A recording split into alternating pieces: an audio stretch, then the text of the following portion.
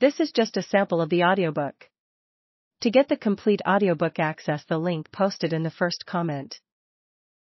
Junior, a wiry black man in his late 20s, sat behind the steering wheel of his parked car and held a .25 caliber semi-automatic pistol just below the rim of the open car window, jumpy and ready to shoot at any movement outside the car, be it a passerby or someone getting out of another car. Lips pressed tight with nervous tension and a wild glare flaring in his eyes, he swung his head from side to side, searching the area, trying to watch in every direction. A few moments before I had parked next to Junior's car, a maroon Buick parked facing an apartment complex. I had just slid onto the passenger seat and wore a hidden body wire, ready to buy an ounce of heroin from him. I would give the code word Coke to trigger the bust. Other narcotics investigators in unmarked cars waited nearby to rush in and arrest both of us. They would pretend to arrest me in order to preserve my cover, and I was unarmed. At the last minute, the investigators added a couple of uniformed police units to assist with the bust. I needed to alert the others to the danger. "Gun, man? Why you got a gun?" I said gun loudly and distinctly, hoping the investigators listening over the wire would be able to hear it. "Man, you don't need no gun," I repeated. He didn't answer, and instead jerked his head from side to side, trying to watch everything around us. I could tell he was strung out. He flinched at any movements nearby, and his dilated eyes flashed back and forth from outside the window to me. Junior gripped the gun tightly, but his hand trembled, and I feared he might shoot at the slightest provocation.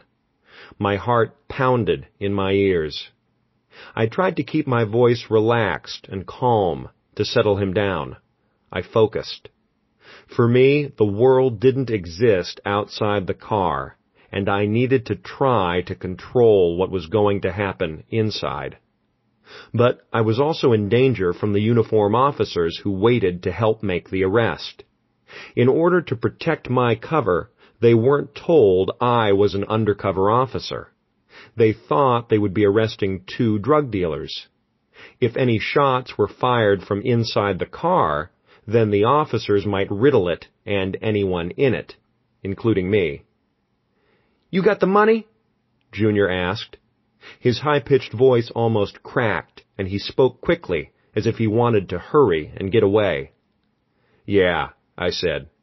"It's 800, right?" But he wasn't paying attention to me any longer. He was staring hard at a man coming out of one of the apartments and walking toward a car. "8, right?" I repeated. He glanced back at me, but his eyes kept darting to our surroundings. "8, yeah, 8!" he said loudly, almost shouting, and I felt tension crackling inside the car. "You got the stuff?" I asked. Junior suddenly jumped and jerked the gun up as a car rattled past behind us, and he flinched again as a gray cat ran from behind a garbage can.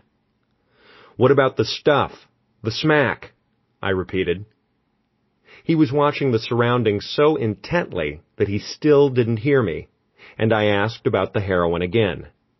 He clutched it in his left hand. Reaching across his body, he put the baggie of heroin on the seat between us. He wasn't going to let go of the gun. As I picked up the heroin, he kept scanning the area, jerking around with the gun up when someone happened to walk by the rear of the car. He was becoming more agitated, and I needed to set things in motion before he got worse. "Okay, man, here's the money." I put the heroin down and reached into my front pocket for the money. "It's all here. You can count it if you want." Junior glanced around and then put the gun down between his legs so he could take the money. "By the way," I said, pulling out a wad of cash, "can you get any coke?"